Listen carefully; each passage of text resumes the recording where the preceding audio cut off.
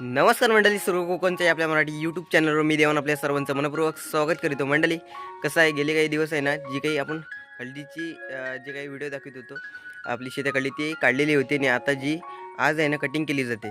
तर मंडळी, जो काही कारणानिमित्त मी हळदीचा व्हिडिओ बनवला नाही. सो जी काही आता कटिंग केलेली आहे, जी सुकवून जी हळद आता कटिंग केली जाते, ही थोडक्यात तुम्हाला दाखवतो. आणि का कटिंग करतात किंवा का कापली जाते ही हळद, ती देखील तुम्हाला या व्हिडिओतून थोडक्यात तुम्हाला दाखवण्याचा प्रयत्न करतो. तर चला मंडळी, झटपट व्हिडिओला सुरुवात करूया. चला. फायनली संध्याकाळ झाली आणि इकडे बघू शकताय मस्त सूर्यदेव देखील मावळलेत. आणि इकडे बघा आंब्याला बघा किती मोहर आलेत ते बघा. इकडे बघा मस्त अशी जमीन वगैरे केलेली आहे, मस्त सारवण सुरवण वगैरे झालंय, जबरदस्त. चला मंडळी, तुम्हाला आता दाखवतो आमची हळद कटिंग केली जाते ना, तिकडे नेऊया. चला मंडळी, इकडे बघा मस्त अशी हळद बघा अंगणात अशी कापली जाते, हे बघा. आणि जी थोडा उशिरा झाला आणि इकडे बघू शकताय अशी प्रकारे ही हळद असते. आणि इकडे बघा अशा प्रकारे ही कटिंग केली जाते. आणि मंडळी इकडे बघू शकता, इकडे बघा सर्व बच्चे कंपनी इकडे हळद कापण्यासाठी बसले, हे बघा अशी बारीक केली जाते हळद. इकडे आई आणि बाबा इकडे हळद बघा कापतात. आहे हळद का बारीक केली जाते? सुकत नाही अक्की सुकत नाही काय म्हणून बारीक केली जाते, म्हणून बारीक केलं जाते. ती सुकत नाही जा लवकर. आणि त्यानंतर आता काय करायचे? सुकून काढायची, तिला चुरगटायची, अजून मग दलाला न्यायची. हे बघा अशा प्रकारे ही सुकून वगैरे न्यायची. हिच्यामध्ये आहे ना कर्क्युमिन नावाचे संयुग असते या हल्दीमध्ये. आणि हे बघा मंडळी, अशा प्रकारे ही हळद असते, हे बघा. हे काय हल्दीचा कांदा. आणि बाकीचे काय केले हल्दीचे कांदे?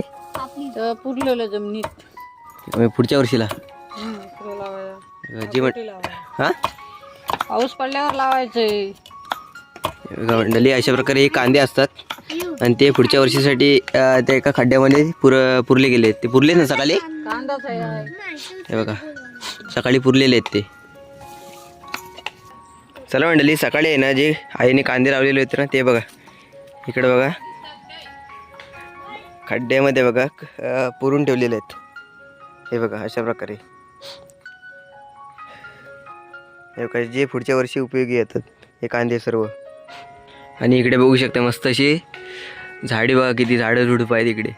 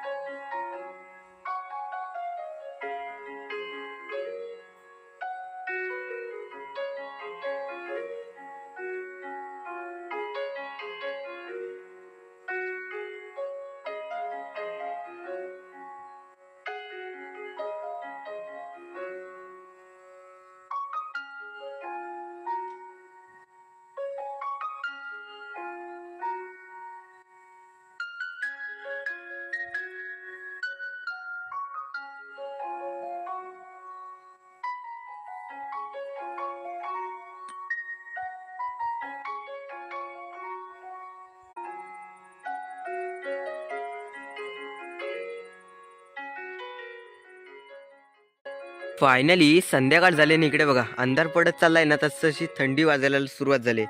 आणि इकडे बघू शकता हळद काय आपली फायनली जी काही कटिंग करून वगैरे झालेली आहे. आता तीमध्ये आता जोपर्यंत जी काही बारीक एकदम सुकून होत नाही ना, आता ही जेवढी दिसते तिच्याहून एकदम कमी प्रमाणात जी काही सुकवून कमी प्रमाणात होणार आहे.